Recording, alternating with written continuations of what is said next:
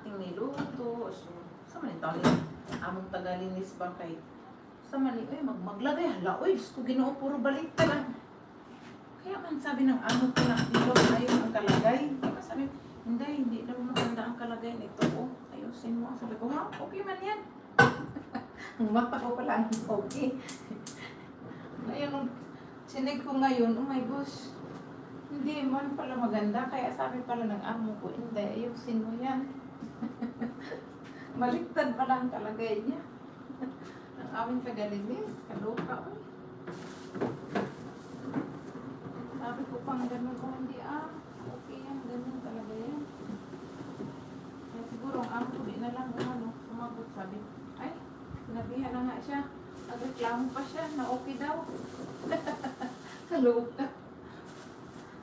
Nagreklamo siya na okay daw.